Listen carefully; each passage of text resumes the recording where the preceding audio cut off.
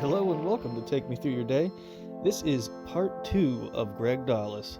And, take it away. Enjoy the show. What did you do for a living? Okay, I ended up being the head writer, editor, and head of the writing department for a company called Age of Learning. Mm-hmm. And they initially, the guy who owned Age of Learning initially owned Neopets, which most people have heard of. Yeah, I think that's popular enough. Yeah, but a lot of people have not heard of his next project, which was abcmouse.com, which is a children's educational website that he started right after he sold Neopets. And it's for ages 3 to 6, and it's basically a virtual world where you have an avatar of yourself. The kid creates their own avatar. And they go into this town, and there's a whole map and everything, and there's a movie theater, and there's an arcade, and there's a bookstore, and there's a library, and there's everything the town would have, grocery store, and they can explore the town, but everything is supposed to be a learning experience. So any games they would play in the arcade would have something to do with learning some skill. So you could interact with it, and wherever you go, Right. You're going to learn something, even though it's through games and Right. I imagine stuff like that. Right, and I was initially hired they needed a writer to stock their library and their bookstore, and they wanted someone who was diverse enough that I could write and make it look like it was a lot of different people. Right, that was the main thing they were looking for. They wanted someone who could write in different voices. Okay. And my past experience with screenwriting, as I had mentioned, I had written 3 scripts that won 3 different awards, and they were all different genres, and they were all pretty much different voices. So I have a strength in that I can, I like writing in different ways. So Yeah, absolutely. But just to recap from the last episode, Yeah. You were bartending and you saw an ad on Craigslist, was it? I believe it was Craigslist. That would be my best. That'd be my best guess. It was a long time. It was 2008, and I was bartending, and I wasn't making any money because the housing crisis. Everyone was getting their asses kicked in 2008, so nobody was going out. I would go to the bar and I would walk home with like $12, and that wasn't enough to pay rent. So I started looking around. I was like, I need to get a 9-to-5 actual job, and I was like, well, what can I do? So what does a writer do when you want to just I have a degree get in a solid paycheck? I have a degree in literature, so I just happened to stumble across this ad that said they were looking for someone to write. It didn't say much; just said children's book writer, ability to write in varying styles, something like that. And I answered it, and I sent them my resume, and I ended up maybe a week or two later getting a call, and it was on my birthday, which is in November, and there was supposed to be a party for me, and so all my friends were kind of gathering, and the lady that I spoke to asked if I could come in the next day for an interview. So I didn't have any, and she asked me to bring like a portfolio of writing that I had done. So I needed something that could show that I could write children's books. Yeah. So it just. Am I retailing? No. This is good. Retell the whole thing from. You can give the cliff notes of it, but yeah, retell it. So I ended up. One of the guys at the party was my manager at the restaurant, at the bar where I worked, and he happened to be a very good. He was an illustrator. He was always drawing cartoons. He would draw cartoons of people for fun, and another guy. And I told him, I was like, I need to write a children's book, and I need to do it now. And another guy who's just, I think it was a boyfriend of a girl that was there, just happened to have the cells for storyboard cells in the trunk of his car for whatever reason. I don't even remember why. So we had, storyboards, and my buddy just basically illustrated according to whatever I told him to draw, and I wrote the short story, the children's book that night. And what was the name of the book again? Li Po Hugs the Moon. Okay. So there was a famous Chinese poet named Li Po. He also goes by Li Bai. He's supposedly the second most famous Chinese poet after Confucius, but nobody's ever heard of him, so I don't know how that's true.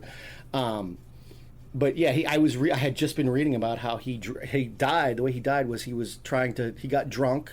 He was fishing on the Yangtze River, and he saw the reflection of the moon in the river, and and was reaching for it and fell in. So I wrote a version of that story in which he's a child and he sees the reflection of the moon and wants to hug the moon, and he falls into the river. He doesn't die in my children's book. He ends up underwater and he's weightless. So it's very much like because he wanted to go to space and he wanted to hug the moon, and so he sees the starfish and the reflection of the moon around it, lighting him up, and it's very magical and childlike and all that stuff. So, so it was illustrated on professional-looking cells, and I brought it in. And in the interview, they asked me, if I ever written anything, had I ever done any professional children's book writing, and I said no, but I did this last night, and basically wanted to show them that I could write very quickly. Yeah, get it on a deadline and just knock it out. So they were very impressed by that, and they basically, they didn't hire me right away. I had to come back and do like another interview, and I had to do they made me do a test.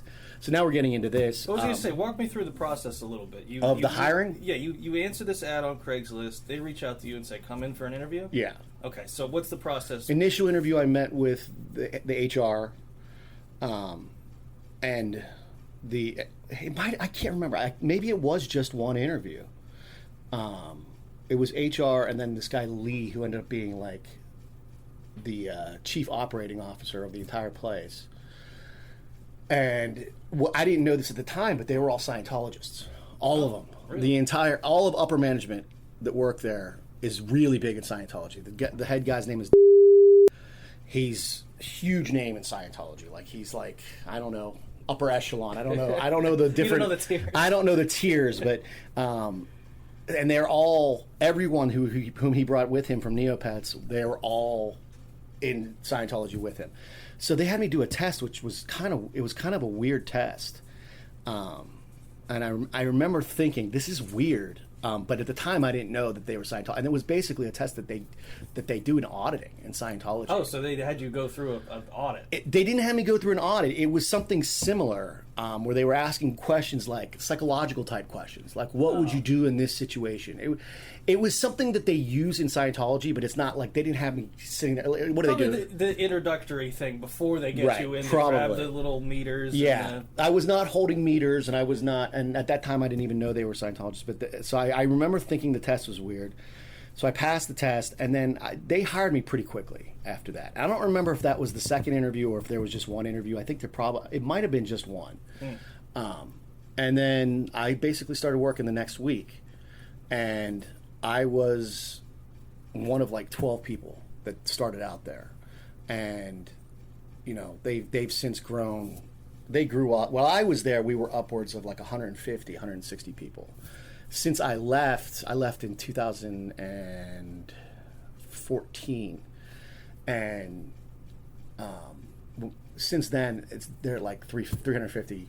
They have like 3 floors in a huge building. And so they're doing pretty well. They're doing very well. Yeah, a lot of people have actually heard of them. A lot of mothers who have young kids. Yeah, I was gonna say if I don't have any kids or anything, so why would I come across this? Yeah, so. It's a pretty big site now. It's not nearly as big as Neopets.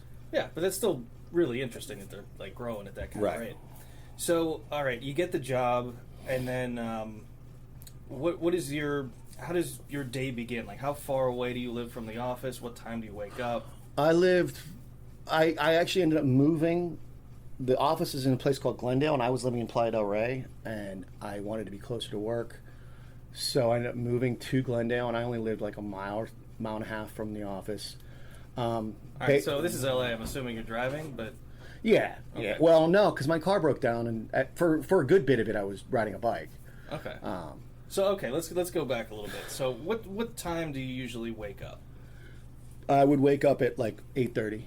Is this something you set an alarm for, or is you get on a schedule? I had to set an alarm. I'm not a very good morning person at all. You hitting the snooze a lot, or you yes, just want absolutely. Okay. And I usually, we're supposed to be there at 9:30 was the start time, and we left at like 6, I believe. But everyone, it was such a weird place. Everyone was like afraid to leave. Nobody wanted to be the first to leave. There's offices that have that vibe. Sometimes it just happens. We ended up all just staying late. Like nobody wanted to be the person who left. So we ended up. I think a lot of times we stayed there till like 7. I ended up.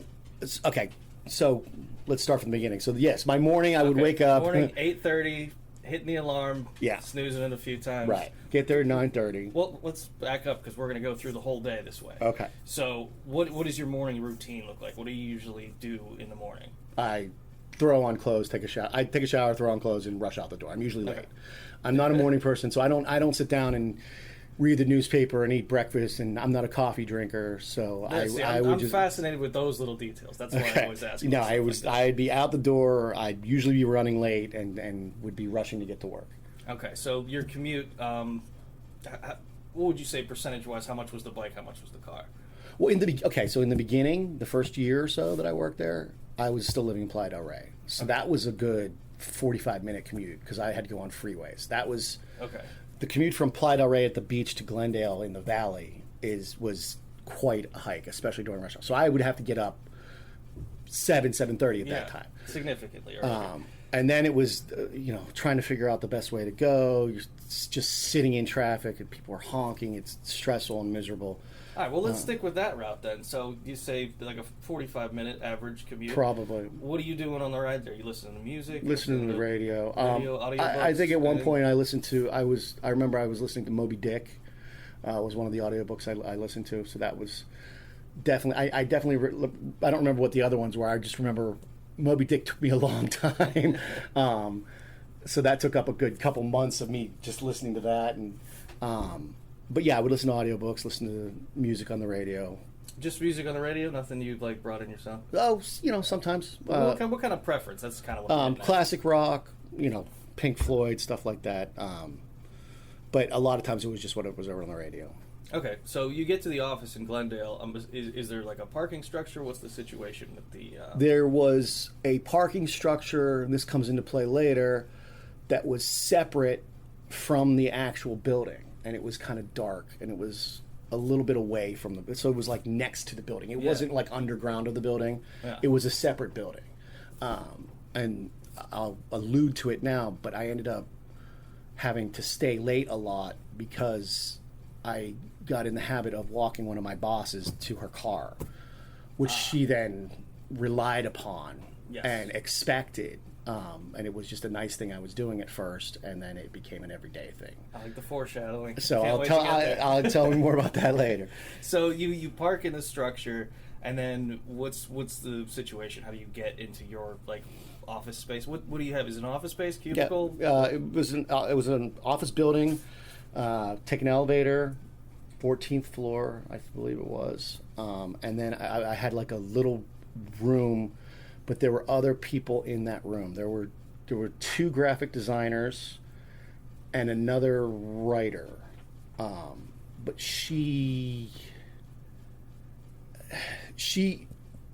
it was awkward because she was there already, and they brought me in to be her boss. That's an interesting choice. Yeah. So I didn't know that at first. I didn't know what my position was at first.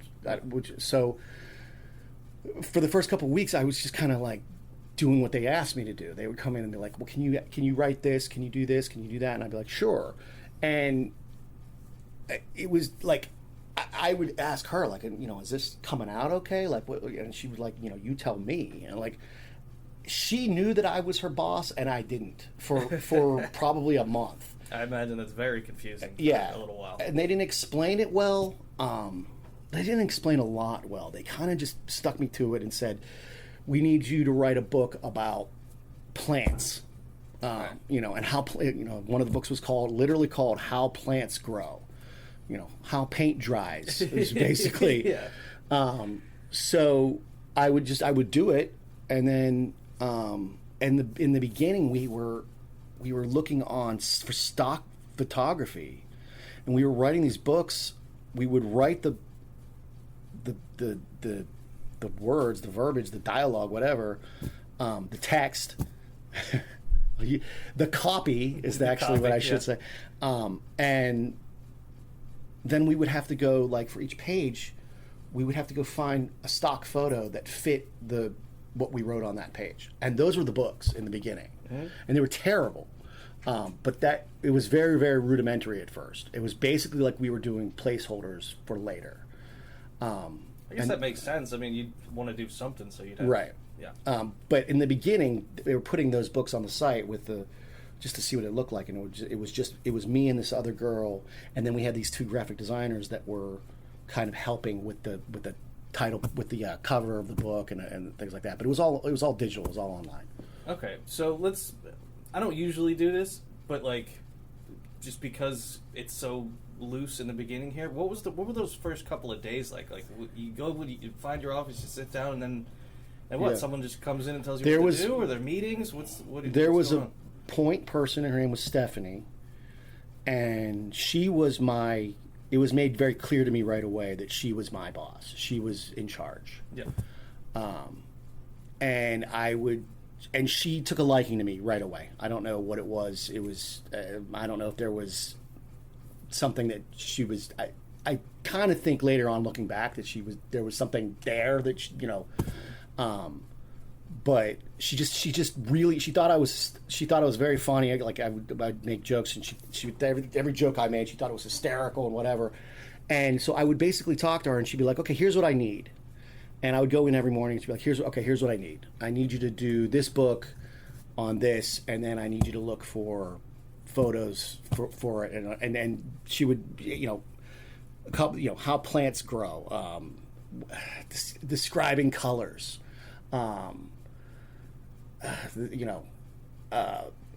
G is for Greg, the sound of the letter, the sound that the two letters CH make.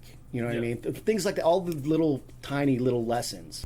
I guess just to be a little bit more descriptive, because I guess you're not getting an image of what the office looked like, but we had one half of a floor.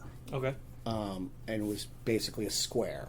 And in the middle there was a commons area with, kitchen and a little meeting room type thing. It's all like open air, or is it enclosed? It's all open air, okay. Yeah. And that commons area was for the entire floor. And then we had one half of it, so it was like half of a rectangle, and it was just basically hallways with closed doors, and if you go into one of those doors, it was just a kind of a long, I'd say 14-foot by 10-foot or 8-foot room with about 4 or 5 desks, and it was just me and the 2 graphic designers and this other writer. Okay. And for the first month, I was going down the hallway to Stephanie's office. She had her own office, basically a larger room, but she had her own desk. She had the whole office to herself. And then there was, if you go to the corner office, that was Doug's office, the president of the company, the owner of the company. And then you turn the corner, and then it would be like, there was an illustrator room. And then there was, if you go down another room, there was the programmers, the guys who did all the programming and IT and stuff. There was the one guy that ended up being my best friend there, Eddie. He was in charge of the games, and he was a programmer. So, yeah, there were designers, there were artists, illustrators, and tech people, but we were all in different rooms. But you're all somehow communicating with each other to work on It was similar difficult. projects? It was difficult. Okay. And I would just go into Stephanie's office first thing in the morning, and she would just kind of brief me on what she wanted for that day, and I would get to work on it. And we didn't really, we just kind of bullshitted in the room, me and the other people. I didn't know this at all, but I was all of their bosses. So when did tell me about the day that you came up with the realization that you were the boss. I started right. I'll get into the whole, and this would be good advice for people. Don't go out of your way too much. I started walking Stephanie to her car because she would leave late and it was dark. Yeah. And it was not a well-lit parking garage. So I started just as, I would stay late because I was trying to impress the boss, and, I just started working. Yeah. So I figured I might as well walk in her car. She came to she came to expect it. Yeah. So I couldn't get the fuck out of it. Yeah. No. So every day, and there's nothing worse in the world than not knowing when your day ends. When you people who stay late, they at least know I have this much work, and it's probably going to take me until about 7 or 8 o'clock, or it's going to take till 11 o'clock, or I'm going to be here till 2 in the morning. But I would get done with my day, and then I would just sit and wait. Yeah, and I that's had the worst. no idea when we were leaving. And I could not. It was every single day. And throughout the day, she would drop little like, okay, well, I'll just see you later when we walk to the car. Yeah. You know what I mean? Like Just she put you came on to the hook. expect it. Yeah. And that first year was just fucking miserable with having to stay late all the time and walk in her car.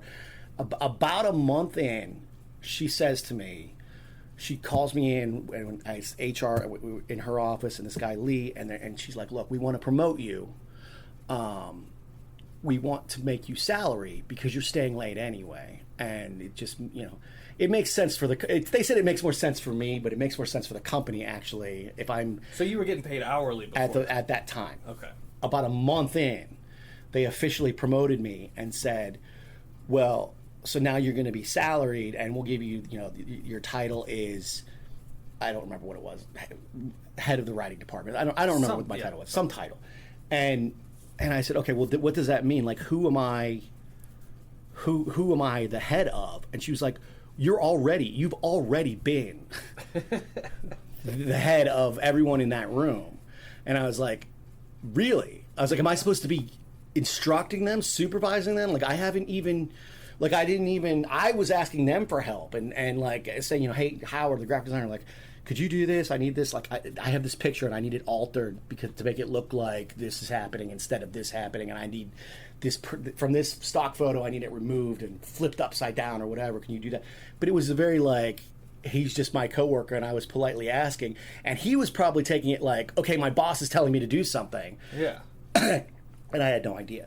So I was like, okay, I didn't know that. Do they know I that? was say that must have been nice for them though, because they're like, "Oh, my new boss is really nice. Like, he's treating me like a peer." So nothing much changed after that. I didn't really, as the company grew and expanded, I had a lot more people underneath me. So I ended up, at first I was doing a lot of the writing, and I was writing all of the books. I wrote like 200 books, okay, all of them. And as we grew, first of all, we grew out of that building, and we moved to another building down the street, and we took up the entire floor. And then this was most of the time that I was. So I don't know if there's anything else you want to know about that office. It was, I don't know. There wasn't much to speak of. It was just us in a room. It was very basic in the beginning, and there were very few people. We would meet for lunch and hang out, and I had to fire. Actually, I didn't have to fire Howard. Howard was the graphic designer, and they fired him. That was weird because we would normally eat lunch right either in the commons area or right in the room where we worked. Yeah. And Stephanie told me, like, "Can you get everyone out? Like, take everyone out to lunch?" And and that was so she could. So when we came back, he was gone.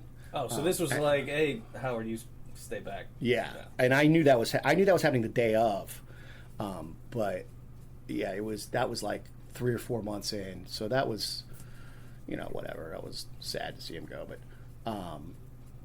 but I didn't have to do it.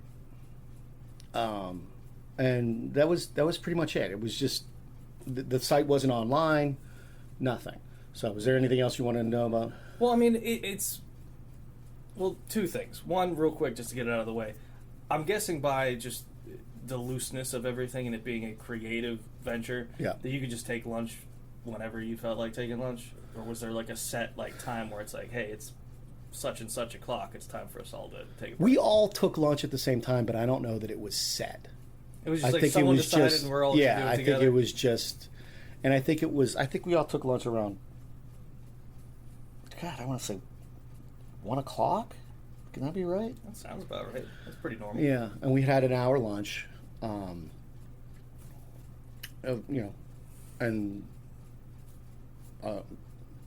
Typically we would just eat right there in the office. Yeah, that sounds pretty relaxed. Yeah. So, do you have any advice for someone who would want to get into something like this? Like, where do you start? Like, I know you started on Craigslist, but I mean, like, do you have any insight now that you've? Oh well, I'm not done. By the way, No. I'm okay, just bouncing around trying to get something. I would say be creative with. If you see a job that you really want, you have to kind of try to stand. I mean, I stood out by writing something that I knew that they would be interested in, and also writing it very quickly so that I could show them. You delivered. I could show them that I could meet a deadline. Interviewing is always difficult, but I think the best thing is to just kind of, what I typically do whenever I interview is beforehand I'll look up some common interview questions online, and I'll just what are some of the best answers for these? How would I answer this? What are your weaknesses? I mean, I think the best way to, if someone asks you, what's your weakness, the best way to answer it is to be honest about it, but try to turn. Don't say something like I'm too much of a perfectionist. Or, those bullshit. I care too much about people. Like, shut up. I'll typically say something like, I'm not very good with technology, but in order to correct that, when I had to learn at my last job, when I had to learn Excel, I took a night class on it. So to show them that if you realize that you have something that you're not great at, you will work to improve upon it. Spend the extra effort and really get down to it. So I think it's just best to just try and be as calm as possible and answer as honestly as possible. Try not to be negative about anything. Try not to talk negatively about your last job or your last boss, even if you think that's going to make, even if you think that they want to know, oh, well, he left not because he's a bad employee, but because the job sucked. That just makes you look like you're trash talking people. That's good advice for any job. Just don't be negative. It doesn't benefit you in any way. Talk about your strengths. Talk about what. It's always good. The job I just got hired for, I looked into the company before the interview, and they were very impressed because I knew the owner's background when he was interviewing me, and I knew what the restaurants he owned were, what what his past was, where he came from, what restaurants he owned in the past. So when they asked me a question, they said, well, he said in the interview process, he said, well, this was back when I had another restaurant. And I said, oh, you mean, I think it's called Fire and Ice. I was like, you mean Fire and Ice? So, and he's like, yeah, how you know about that? I was like, yeah. I mean, I looked into it. I'm very interested in having this job. It just makes you look like it's not just another interview. Like you want like you're the not job. Doing 20 a day. Right. You came in here to get this job because you want this exactly. job. I think that's good advice. That's very good advice. Okay, over the course of, how long did you say the span was that you started and ended? So it was 08 to end of 2008 to beginning of 2014. Okay, so in that span of time, were there any stories that really stick out that, like, just for sheer, I don't know, entertainment value or lesson learned kind of things? Is there anything that just pops into your head? I mean, so we're talking generally now. So yeah, because to backtrack, we moved to another office setting, and the vibe very much changed. All right, tell me about that. Okay, so the vibe, we had a production room, which was this huge, imagine like a gymnasium, but carpeted, obviously. Yeah. And with cubicles, but they're not they didn't have high walls like you would think of in a cubicle. It was just like those shorter, the shorter pony walls. Yeah, little, basically you're just sitting at a desk and you could see everybody. Yeah. And it was just, everybody was in that room except for upper management, who were all in offices around, and we had the entire floor. So there was this huge room, the production room, and there was my two good friends, Nathan Drobnak, who is now my reference for whenever I need a job. He was my boss at that point. He was in charge. He was head of production. And then under him there was the gaming unit, the the artists, the programmers, and then books. Yeah. And I was books. And my buddy Eddie was gaming. So do the books and the gaming ever coincide? Yeah. Okay. They would come to me for dialogue. If they needed some dialogue in a game, I would write the copy for that. One of my favorite things was they would challenge me, because I am a fairly creative person, so they would challenge me to, this is actually a pretty good story. They would come up to me and they'd be like, it got to the point where they knew that it was like, let's see how long it takes him. Yeah. And I would come up with the titles for their games. And they'd come up to me like, all right, listen, it's a game and there's a dinosaur, right? And these different items fall from the sky, and the dinosaur takes the items and he has to put them into different compartments based on, like, if it's a red rose, the red rose goes in the red compartment. If it's like a blue car, little model car, it goes in with the blue. So he has to sort them all. Yeah. And I'm like, all right, I get it. I get what you're saying. I get where you're going. Give me half an hour. And so they were always like, hanging on. So the name I came up for that one, which a lot of my names got rejected, but that one was one of my favorites. So it's Dino Sorter, which I thought that's a great one. Yeah, it's a good name. I like that. My favorite name that was rejected, that I'm still pissed to this day, that the upper management just pissed me off.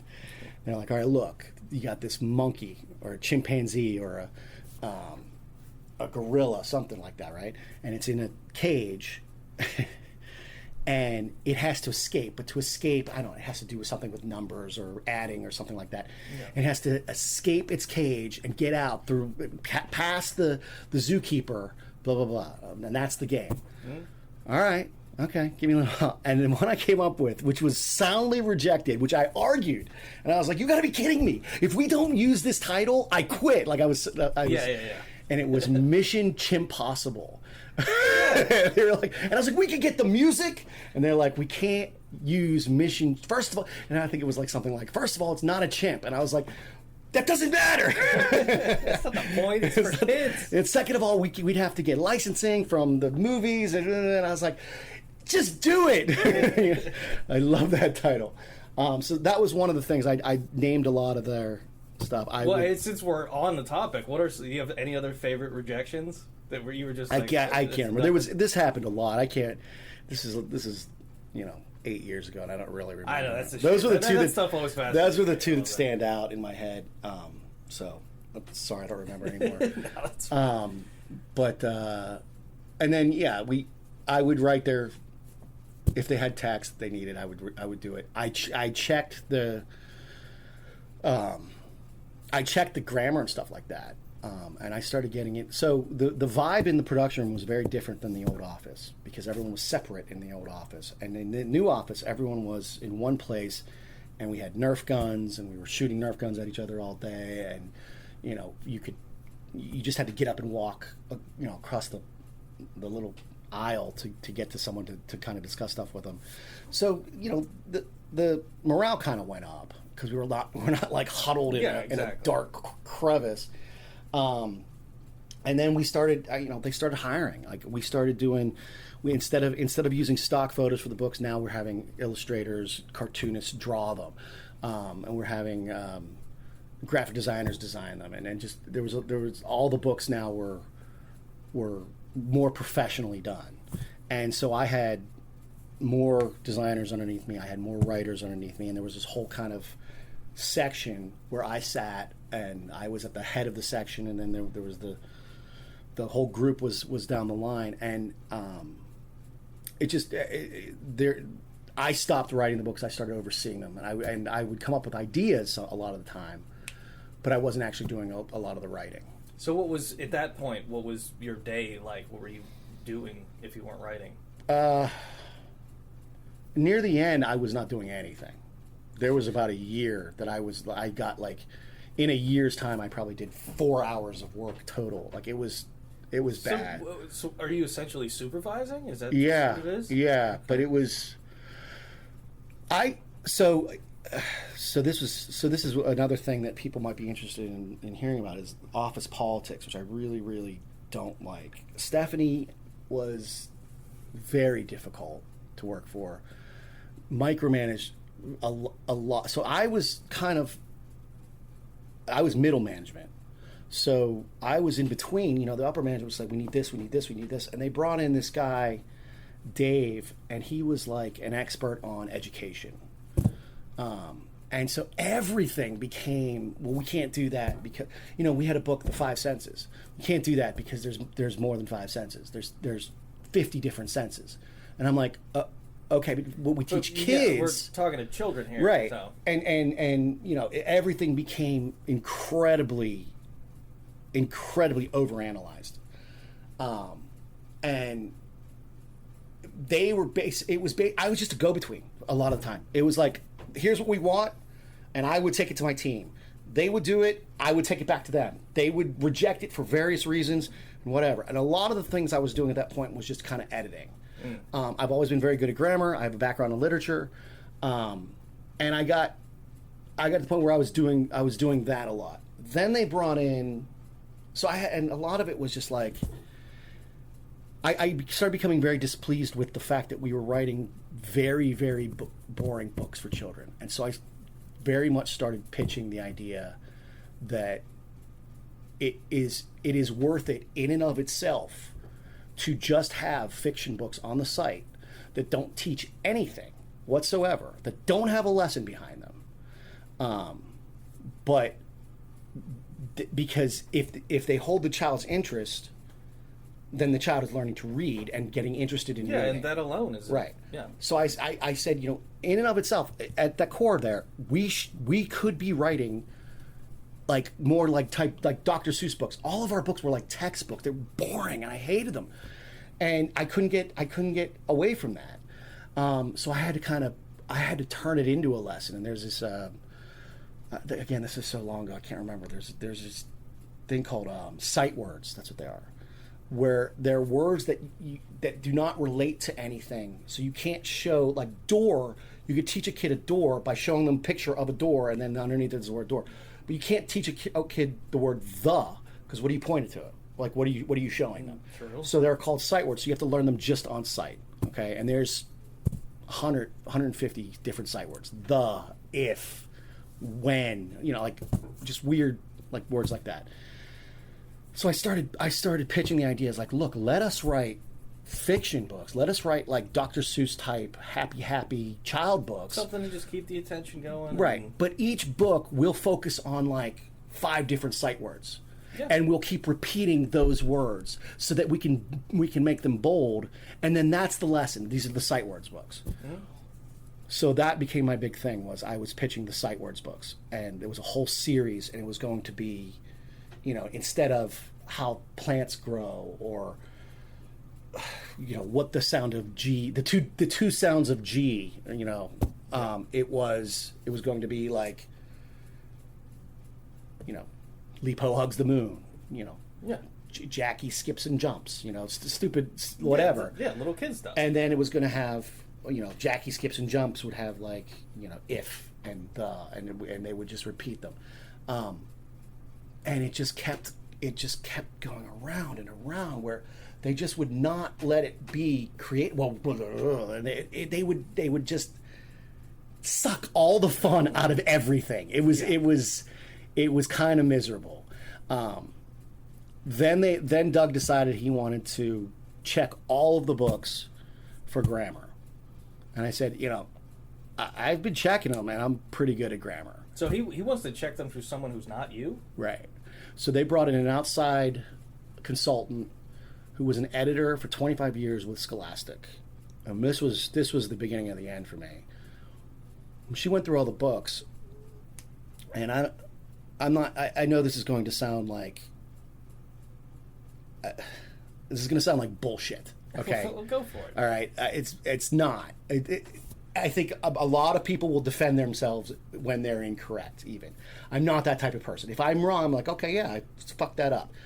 I think a lot of times when someone's brought in to do something, they justify their position by making sure that they are adding something, and so they find something.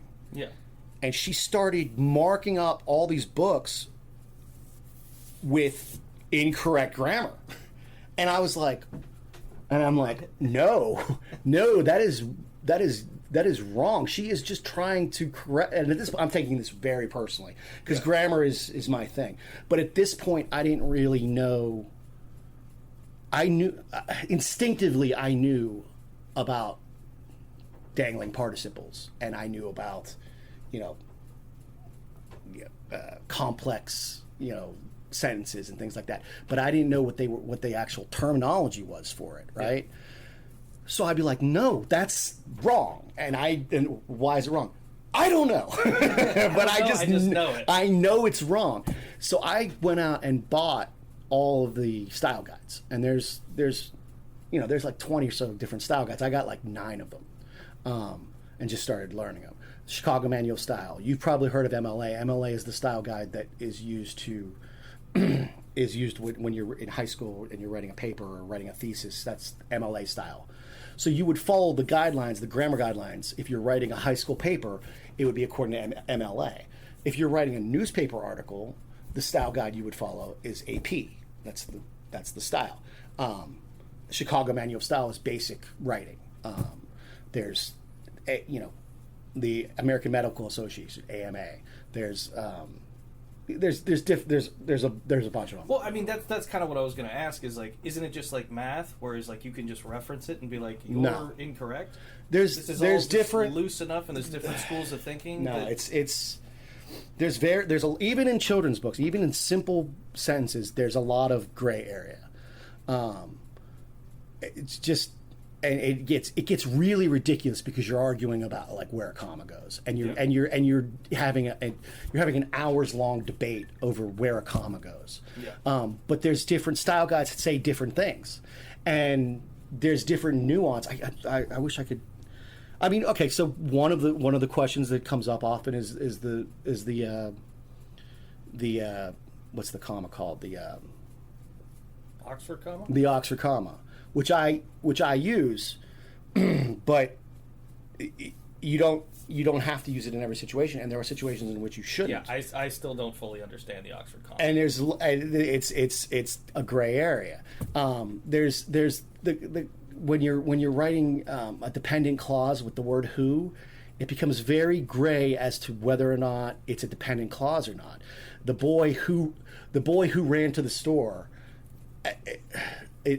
Is that the boy, comma, who ran to it becomes very questionable. And so there was a lot of debate, and she was there were things that she was obviously doing wrong. And I was like, no, this is fucking wrong. And so I started learning what the terminology was. So I started reading the style. I was going to say, did she have a style that she was like... Our official style was Chicago Manual style. Okay. So that was the one that I was learning the most. Yeah. But I started learning all of them. Yeah. Just so I knew the different nuances. Yeah. Not all of them. 7, 8, 9 of them, something like that. Yeah. But I mean, like, we had children's books about medicine. Weird little things like that. So that's why I was like, all right, I want to learn the AMA style. Just because, yeah. So I got very good at defending myself. I got very good at saying no, because, and here's why, and here's the reason, and I could show you the page number. And so, I just skipped Stephanie. I just went right to Lee, who was the COO, and I would bring the book in and be like, here's what she said, here's what it says in the book. What do you want me to do? And it was like every day, and it was volatile because I really to this day feel like this woman was honestly just trying to make up shit, because they're simple books, and you have no idea how yeah, you're obviously not an idiot. When I text message someone, the grammar is perfect. You know what I mean? Like, so there was an ongoing war, and this guy Dave, who was the head of the Mr. Education, was taking her side a lot on it, and I was like, okay, well, I mean, if you guys want to be wrong, then that's fine. The one I remember, one of the big fights, they were teaching less and more. The difference between less and more. And Dave had them showing less, like John has more candies than Cindy, right? Susie has less pennies than Jimmy. Yeah. And I'd be like, nope, it's fewer. It's fewer. And he was like, no. And I was like, no, yes. I was like, if you're gonna do less, if you're gonna do a book called Less and More, then in order to show less, it has to be. And I didn't know the terminology back then, but there's things called count nouns. So a count noun would be like pennies, something that you can count, and I can't remember the name now because I haven't done editing in so long. But the other type is like there's less snow. It's not, you can't count individual items. Less snow, but fewer snowflakes. Yeah, because there's no way to say fewer snow. Right. Without, it's less without snow, referencing the actual flake. less rain. We got less rain this summer than we did last summer, and there were fewer raindrops. Yeah. If you can count it as an individual thing, it's fewer. Yeah. And I was like, all of these examples are fewer, and they were defending it as being less. And I was like, in what world? Like you just spent the last 2 years being completely pedantic about everything, and you're going to make a blatant mistake. And he was like, it doesn't matter at this age. They just need to learn the difference between less and more. And I was like, so you're going to teach them the wrong grammar, and you've been. And it was just because they were. Oh, I remember another one. Go for it. Now these memories are coming back. But this was it was just because that was their initial. People tend to not want to change their mind if it was their own initial idea. Yeah, and they don't want to change. They don't want to change their initial statement. They don't want to. It goes back to what you said before. People don't want to admit they're wrong. They never want to admit they're wrong. It's a terrible character flaw in people. I do not like that. So, we were talking about. There were different books about the sounds that letters make, the different types of letters, and there's certain nouns that change their sound if they come after another letter. Yeah.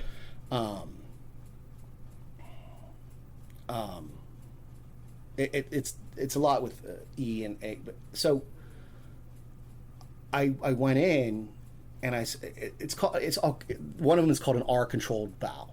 Okay, so like if a vowel follows an R or an R comes after it, I can't remember the exact word, but the sound changes.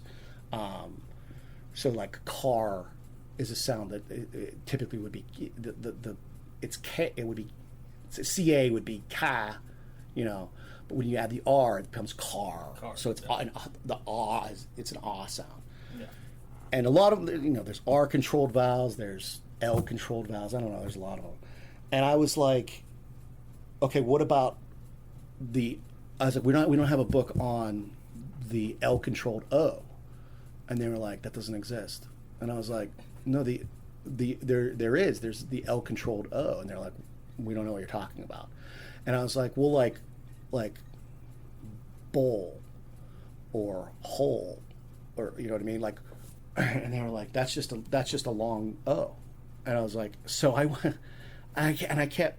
I don't know if I'm making it clear what I'm talking about, but I got it. It would be okay. So it would be a non-L controlled O would be home or rope, and that's the long O. Yeah. And they're trying to tell me that that's the exact same sound as bowl, hole, coal. So I got so pissed off that one day I just spoke every fucking word that I was with them. I used the L controlled O, but I did it with a long O. So I was like, oh, I need to get a bowl of cereal and like hold up, like, and I was just, okay, it doesn't exist, but it should. Like, this is the exact same thing we've been talking about. Why is this different from the other ones? Oh, because they didn't think of it, or they didn't invent it, or whatever. I don't know. So just stupid shit like that. We're having arguments for days on shit like that, and that's what I did. That was my day. I can see that, like, at this point where you don't really have a lot to do yourself, that this becomes your de facto job, right? And you just drives you insane, right? So eventually, I got them to realize that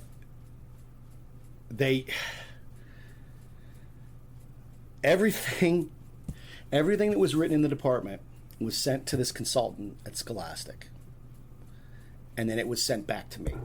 And she's the one that's been kind of making all the waves. Right. So initially it was sent to her, and then that was it. And then they amended that it would be sent to her and then sent to me to check. And I was like, so she's checking my own. I mean, I'm overseeing these books. Okay, I see them. Yeah. I send them to her, and then she sends me back so that I check her changes. Yeah. I basically just started just getting rid. There. Don't get me wrong. There were some things that she would find, like typos and shit like that I would miss. I mean, there's certain sometimes, but there were very few, honestly. Yeah. But it became, and I said to the guy, my managers, the upper management, I was like, why are we even sending it to her? If I'm the final check on this, why don't I just check it? And they're like, it's always good to have another set of eyes. Maybe they were right about that. So I don't know. But it was a thorn in my side for a very long time, and that's what my job became. So that's what I was going to say. It was not very creative at the end. Yeah.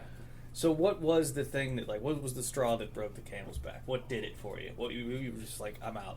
There was a day where Stephanie came into the production room, and she was very difficult to work for. Everyone despised her. Everyone, and she oversaw everyone. And we actually had lunch meetings where we got together. We're like, we need to go to them and talk to them about Stephanie, because she is making everyone miserable. And this is all through, like, micromanaging. Yeah, she's slowing everything down. She has to have her hand in everything. I tried to work around her. I tried to do a project on my own where I just went right directly to Lee and Duggan and the other guys, and I just circumvented her, which was probably not. But I was just so fed up, and I was just like, we left her out of this entire this project that I was working on. It was something with counting. I don't remember. It was a little, instead of a book, it was like a moving book. It was going to be designed so that you turn the page, and then there was like a little comic that moved. Yeah, so it was interactive. Ideally interactive on the computer. Right.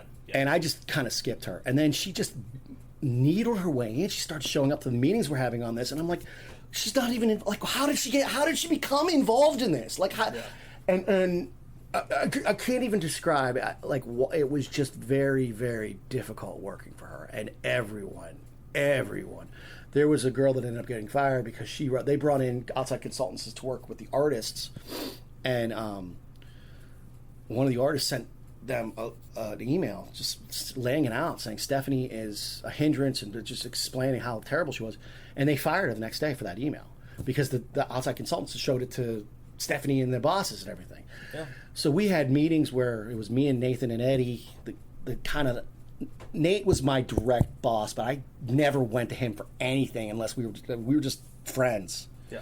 I mean, I would go to him and be like, "Yo, I'm doing this," and he'd be like, "Cool, sounds awesome." Like that was the extent of it. Like he was. Did he know he was your boss? He knew he was my boss. He knew he was my boss, but it was just a very kind of casual thing. But Stephanie was everyone's boss, so we had to go to Stephanie for everything. Every little move we made, we couldn't do it on. Why didn't you come to me about this? Why didn't you do this? She thought she knew everything. She thought she was God's gift to everything. So Eddie and I and Nate started getting very, very kind of upset as like the heads of our departments, and we got a lot of people. We got like 20 people and had a lunch. Like, well, what can we do? And we decided to talk to them to like Lee and Doug and HR about it, and nothing came of it. And then I think the final straw was probably about 6 months before I finally left. She came into the production room and she was pissed off at somebody for something, and I don't even know what she was pissed off about, but she was just giving them shit, and she loudly goes, "Well, I don't even know why you're bringing him up. I don't even know why. Greg Dawless doesn't write the books. I write the books. I'm in charge of the books. This has nothing to do with Greg." And I was like, "What the fuck?" And I was like, "What?" I was like, first of all, I'm sitting here and enjoying Reddit. Like what? I'm not even like, what is this? Like now all of a sudden I'm being tossed into this equation, and I went home. I got up and I was like, fuck this, and I just walked out. And it just got so bad. All the pedantic bullshit, the lack of creativity, the constant bringing in consultants for everything. Doug would come, Nate and Eddie and all the designers and programmers were so fucking sick of, like, they would explain to me, like, you have to understand, and I don't understand technology, but they'd be like, Greg, he's having us move things like a pixel to the right. And Nate was like, the human eye, and I don't remember the numbers, so don't quote me on this, but the human eye cannot sense under 4 pixels, whatever it is. Yeah. He's like, he's having us move things a pixel. Up, and like they would just be over, looking over someone. They brought in this woman that sat across from me. She was a designer, and she was just such a goddamn brown noser. And she was like, "Have you ever seen Office Space? Yeah. The woman. There's certain people that just annoy you. Like, yeah. Thank you for calling. How may I help you? Remember that woman? Yeah, exactly. There's a reason why I never really worked in an office. Yeah, there was a woman who was like. She was just like, that sounds fantastic to everything. I don't like her. And then she would be like, everything. She'd be like, question. And if at one point I'd be like, listen, just ask the question. Like you don't. Yeah, you can skip that part. just skip ahead. And she always did that. Like everything Doug said, everything all the managers said. Oh my God, that sounds amazing. Oh my God. And I was like. And then she and I went at it one time because I was talking, and I think the word was rapacious that I used, and she's like, "That's offensive," I think I said something like, "Well, it's because he has a rapier's wit," and she was like, "Well, that's offensive," and I was like, "No, it's not." Do you know what the word is? And I don't like it when people question, like I'm kind of arrogant about words and grammar and things like that, and I got very pissed, like you're getting offended by a word you don't understand, and I was like, so I started using words like rapacious and just like she was just all flustered and pissed off, and so that was annoying. The consultants they were bringing in, then the fact that everyone was getting promoted and getting raises, and they were just promoting people. Like I had been there from the beginning, and I was the head writer, but they're promoting all these girls. This is going to sound sexist, but it was like reverse sexism. And I went, I was like, look, we're all still in the production room. All the guys who were here, me, Eddie, Nate, all the dudes who were here in the production room. This girl was brought in as like an intern. Like her background is like, I don't even, like, her last job was probably like retail, and she's now like she's our boss, and they were just, and I started naming I went through. I was like, guys, I know this sounds sexist, but I'm just gonna name you a few people, and you tell me where they are, and I would name all the dudes, all the guys, like all in the same place in the production room, and then I would start naming all these women, and they were all promoted above us, and they were in positions where they were supervising the production room, and I was like, what the fuck is going on? So essentially, like, just jumping the line. Yeah. So I went to HR and I was like, so like, what's with this? And her answer was, well, you're our superstar. You're not gonna promote your superstar because you want your superstar in the game. And I was like, that's stupid. Like, don't piss on my feet and tell me it's wrong. Like, what? Yeah. I don't know. I mean, of course we're promoting them. They don't have any skills that you guys have, so they can supervise everyone. So the people who don't know what they're talking about are now overseeing my work. Like that doesn't make any sense to me. And it was just all there was a lot of lack of creativity. There was a lot of bullshit. That incident with Stephanie, that was kind of the end of it. So I started again look. And another bit of advice I would give to people, and my dad's advice was always this: is try not to quit your job until you have another job already. Yeah, that's a good piece of advice as well. You can always, get pissed off and just think of that moment when you're going to quit after you have the other job lined up. Yeah. So I started working nights while I was still at ABC Mouse for a company called Papercheck, and I was an online editor. And the way that worked was people would send in, different. Doctors would send in theses that they were trying to get, college kids would send in papers, whatever, and they had editors that would go through and edit them and correct them and make notes on them and send them back. And is that still a thing? Do yeah, they do that? yeah. I think so. I was saying, give them a plug, because that I didn't know that service existed. It's called Paper Check. It's just online? Just online. There's different places like it. It was a cool place to work. You know, it was on your own time. They would give me. I had a guy that was like our handler, and he was like, they would give me. There was a queue, and he would say, "Okay, here's the papers you have. Here's the word count for today, and you know the different items." And the fact that I knew all the different style guides came into play, because if I got like a psychology paper, I had to follow I can't remember the name of the psychology. I can't remember the name of the psychology style. What was it? AMA? AMA is medicine, so there's a different one. There's a different one for psychology, and I can't remember it right now. It's weird. You think they would be in the same kind of... Actually, you know what? Maybe AMA is psychology, and CSE, still maybe it's CME is medicine, and CSE is science. Like, there's a bunch of them. Well, whatever. It's all mashed up in my... If anyone's drug and alcohol addled brain. Yeah, they can Google it. Yeah, but my background, because I was out of spite trying to learn exactly how to counter this woman that they brought in from Scholastic, I learned this new skill. Yeah. And so I was able to start doing that. And I started making good money at it. And it got to the point where I was like, I could just do this. I could just do this, because I could do it. I'm spending 4 or 5 hours a night. I could do it for 8 or 10 hours a day on my own time and make more money, because I was getting paid hourly, and I could live off this. And I'm miserable.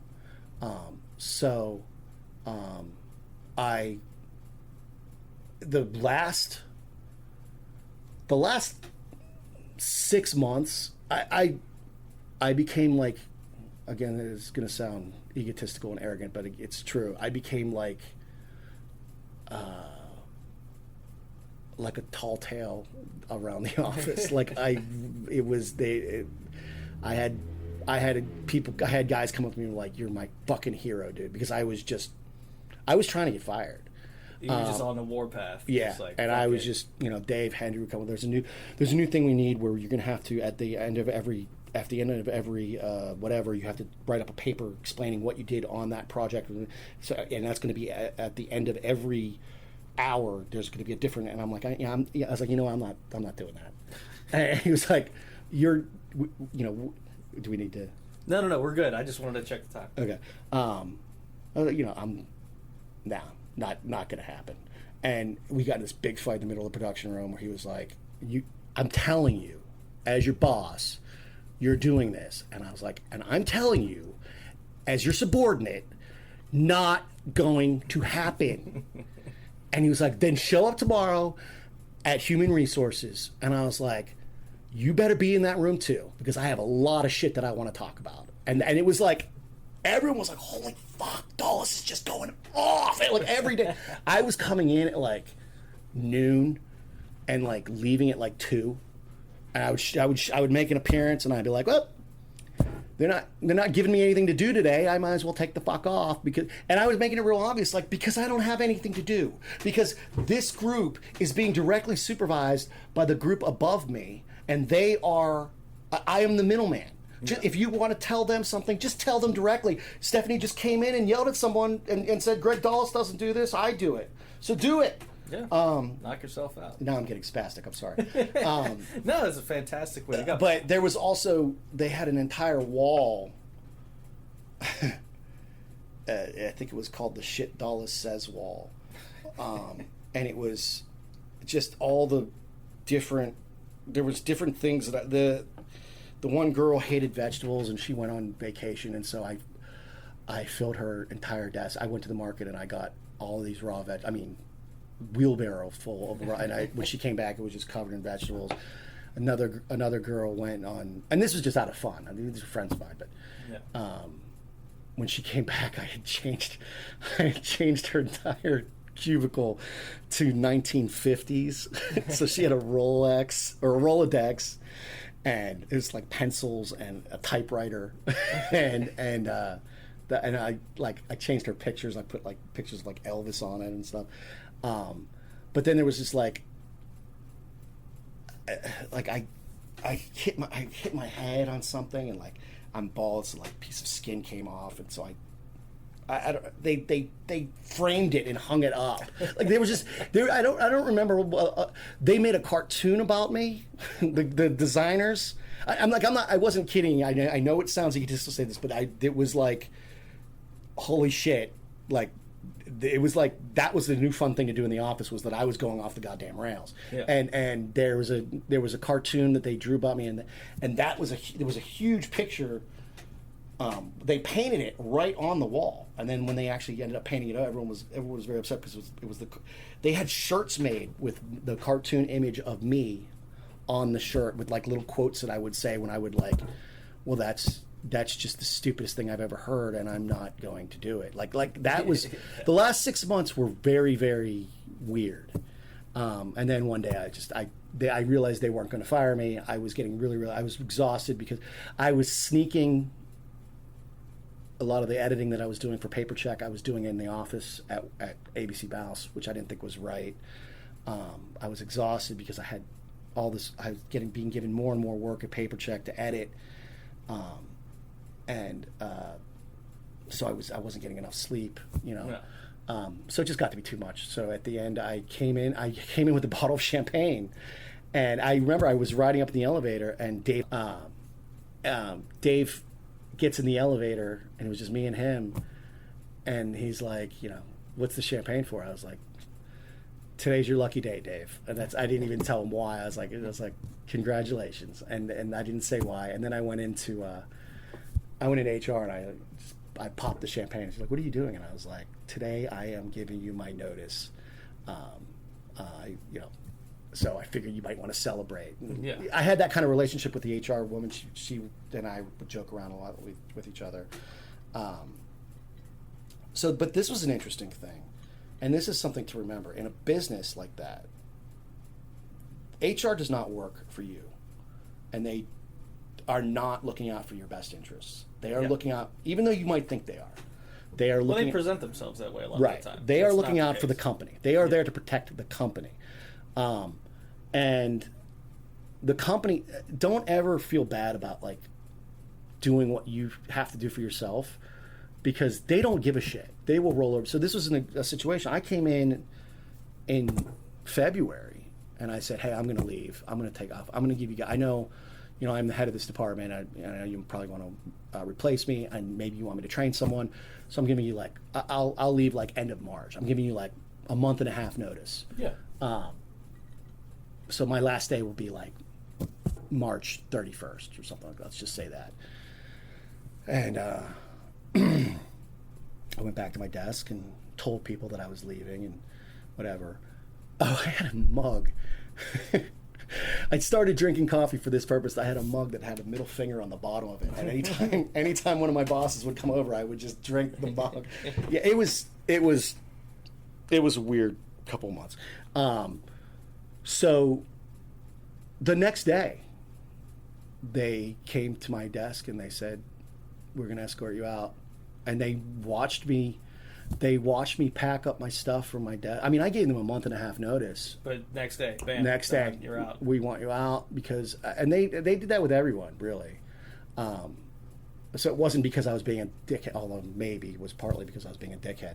But the security guy watched me pack my stuff and walked, duck walked me out of the building, and that was embarrassing because a lot of people didn't know that I had quit. Just the people. Yeah. I mean, this production room was pretty vast, so the people in my department knew, and the surrounding little area. But on the other side, they just saw me being escorted out, so they thought I got fired, which is I'm holding a box of shit. Yeah, it's a little embarrassing. And they were gonna just. So then I went back. I called HR from home when I got fired. I was pissed off. I was like, I gave you the courtesy. Yeah. I brought champagne. So I called her. I was like, did you fire me? And she was like, no, you quit. And I was like, right, I quit, but you put in notice. I put in notice, and I had a formal. I mean, I wrote a formal, resignation letter, which was very polite, and I appreciated my time here, whatever. As far as like Doug and Lee and HR were concerned, they thought I was a stellar employee. It was just like Dave and this Scholastic woman and Stephanie that was all kind of contained. So they didn't think, they weren't hateful of me or anything. But I was like, so here's the deal. If I was planning on having a salary for the next month and a half, so if you're firing me, if you're letting me go now, then I'm not going to have that salary. I'm going to go and get unemployment. I'm going to collect unemployment. Yeah. So they paid me through March. Oh. And I didn't have to go to work, so that was extra money for me. But they won't give you the courtesy that you give them a lot of the time. Yeah, I think that's true in a lot of places. So 2 things, and then I'm gonna wrap it up. I got different questions. Okay. I dug up. I don't know where I found these. Okay. But can you just give me one like positive for someone who would want to be a writer in this office type of setting? Like if they just wanted to come out of college. Well, it's very, very. Want to be a writer. A lot of times a writer is in a vacuum. Yeah. You know, you're alone in a room. I mean, there's when someone acts, oftentimes they'll get on stage and they have an immediate reaction. Yeah. They are either appreciated or not appreciated. Okay. Instant gratification. Right. You play music, you're a singer, you sing, instant gratification. You play a guitar at a party. Oh, look at how good he is at playing guitar. A writer goes into their room, often with an inebriate of choice, okay, and locks himself in there in the dark by themselves and has conversations with himself or herself. Mm-hmm. Because a lot of the things I write, I say out loud, and I read out loud so I can hear it in my head, you know. Yeah. And we don't have. If you try to show somebody something you've written, it's, you know, maybe they'll read it, probably not, and if they do, they'll read it in like a week, and then if you talk to them, they'll be like, oh yeah, that was pretty good, or you know, whatever. You know, I had a girl. I'm not going to get into that. Anyway, so working as a writer in an office situation like this, when you can be creative, there was a lot of times where we got instant feedback. A lot of that wall that I described to you, a lot of that was because I was doing creative things and they thought I was funny, you know.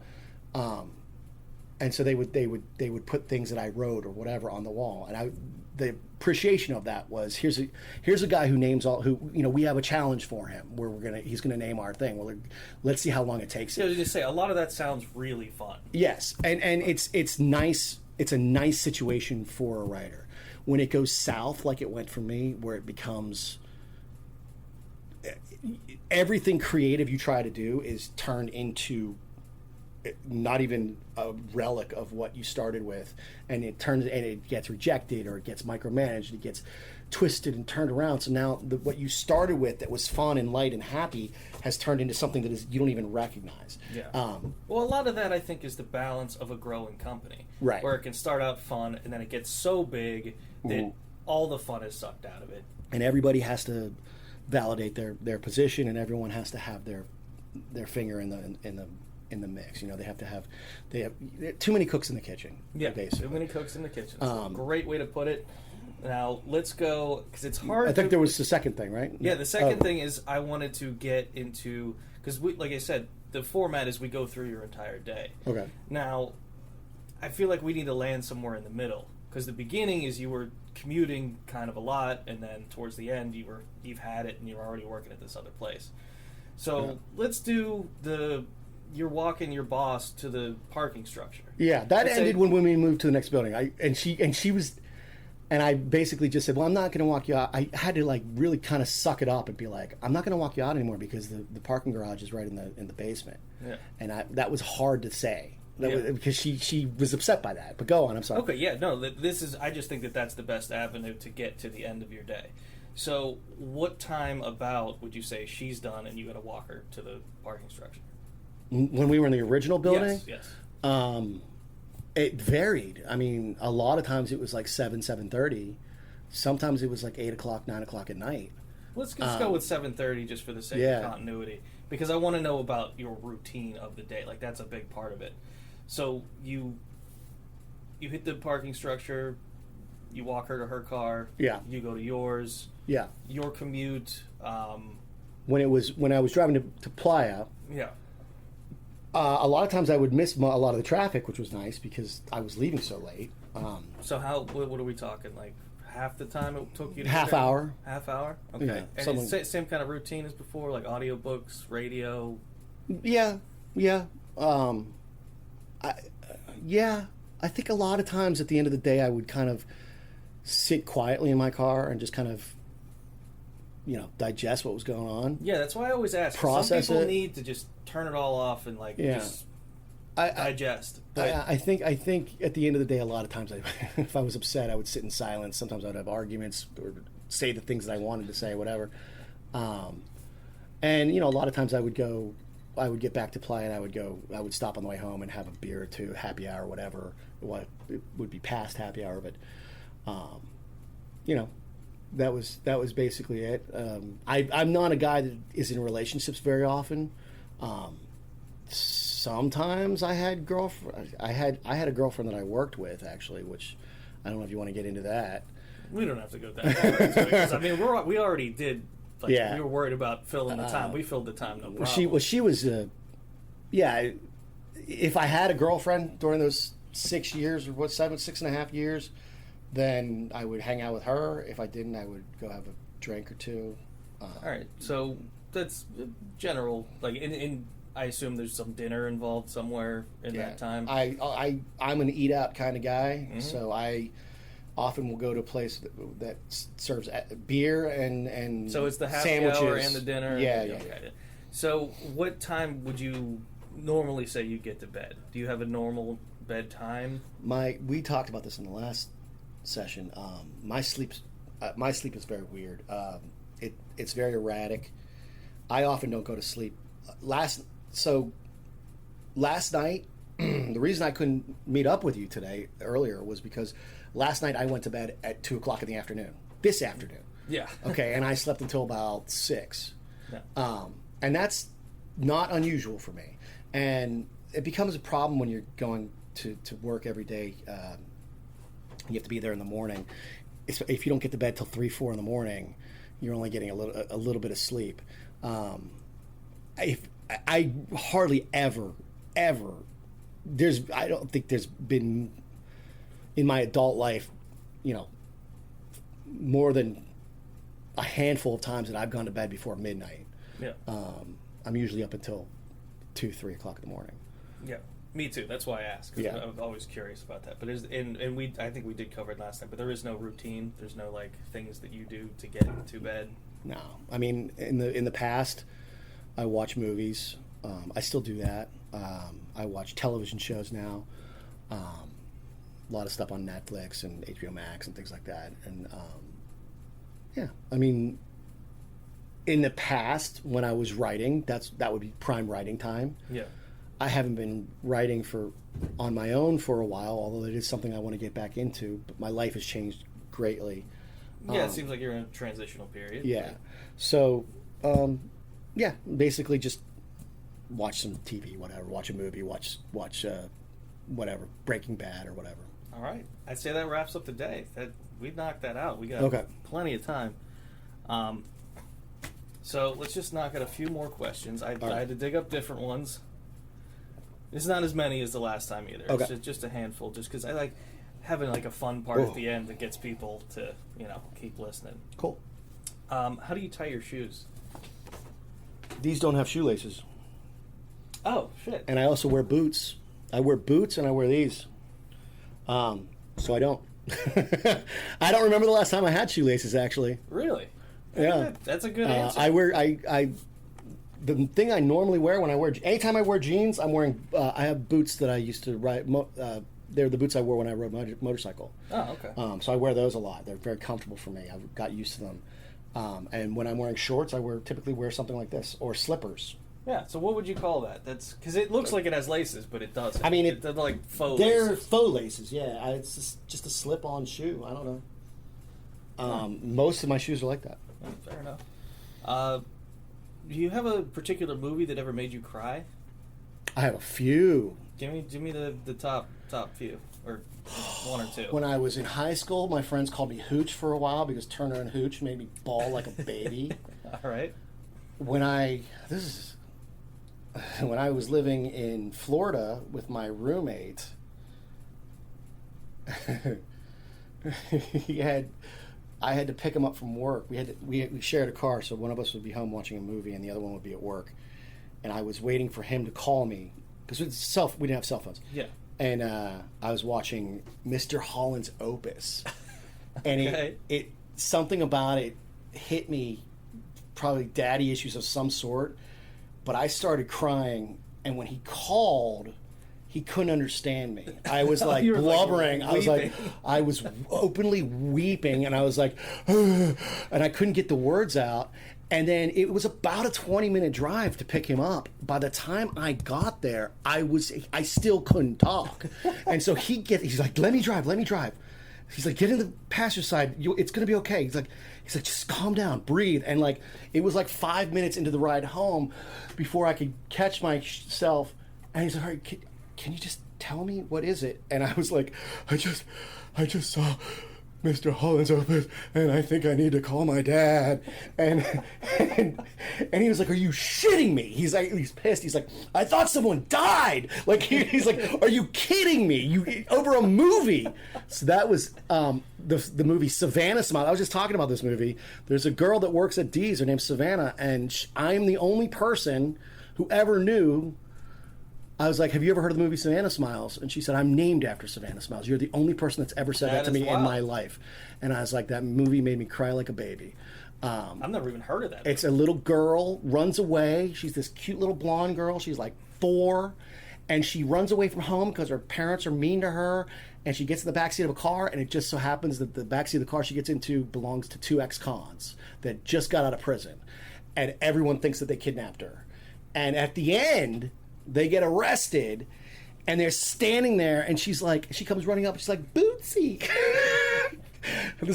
I told you I go off on tangents. Bootsy, I'm going home now, and I think everything's going to be okay, but nobody's mad at me. And he's like, he can't hug her because he's handcuffed, and he's like, yeah, everything's going to be okay. And then she walks away, and the one guy turns to the other guy and says, Bootsy, do you think they'll ever tell her that we were actually the bad guys? And he just says, it won't matter. And it's just like, I just lose my mind crying over that. We could do an entire podcast on movies that make you cry.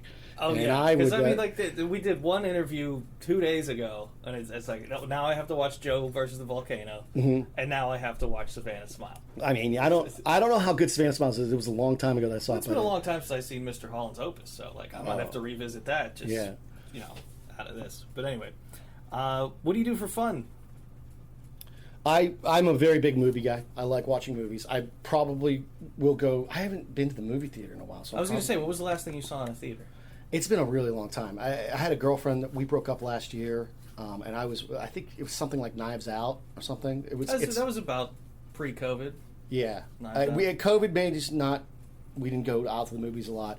I think it was something along those lines, and then we broke up, and I just haven't really been in the mood to go see a movie, but I like to go to the movie theater by myself sometimes, so I think I'm going to go try and check out. I don't like sequels. I hate the fact that we have to recycle everything. Yeah.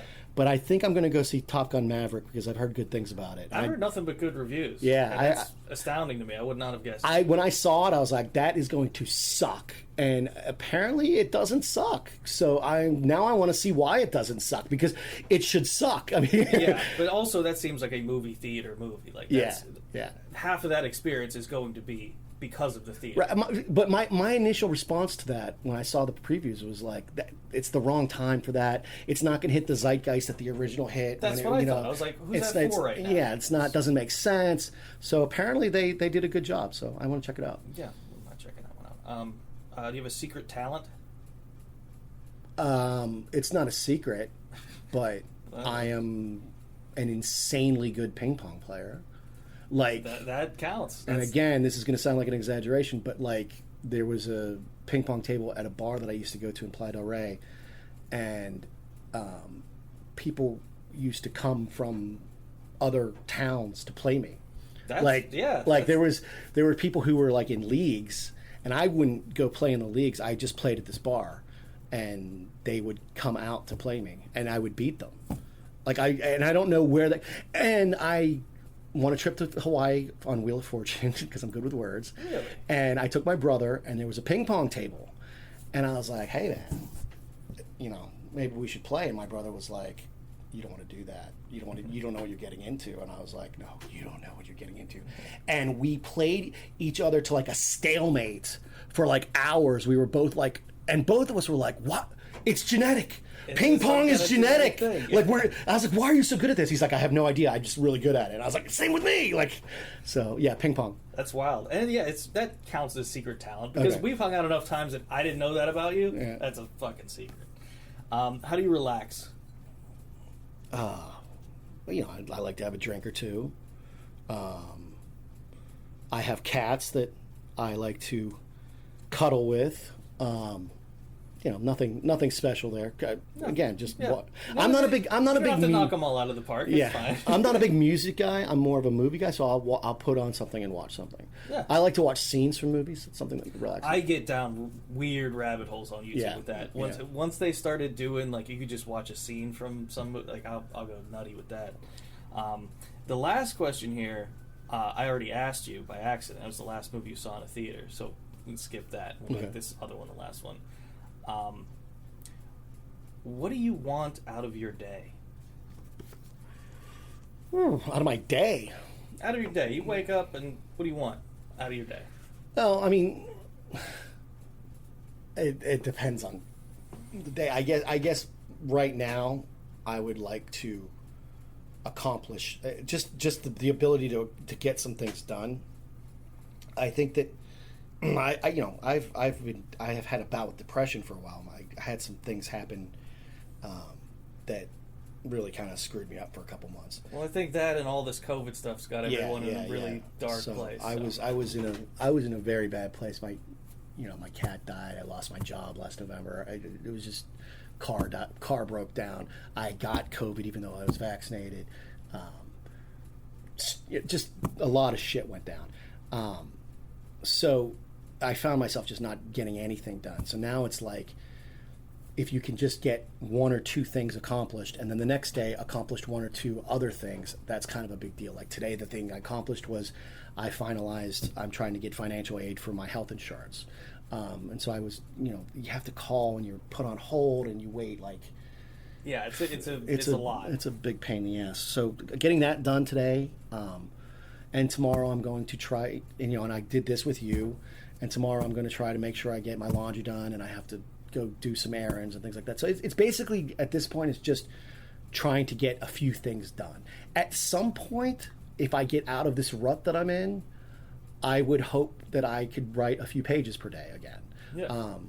The fact that I've been in this rut for a while has made me not be the writer that I was, and I still have a lot of good ideas. I still have a lot of things that I want to get done in that regard, in that arena. So I think in a couple months, once I have a steady income again, because I'm starting a new job soon, hopefully I can sit down at the end of the night instead of just watching movies or TV or petting my cats or doing whatever. Hopefully I can start writing a few pages. And then my goal would be I'd have a set number of pages that I'd try to hit. Maybe 2 or 3 pages a night, maybe 5 pages, maybe 1 page, whatever. And that would be every day try to do that, try to write some. I think that's an excellent note to go out on, especially for any aspiring writer out there. Yeah, just knock out a couple pages. It's not all inspiration and creativity. A lot of it is just legwork. It's just you got to just put in the time and effort and keep going. Exactly. All right. Thanks, man. Thank you.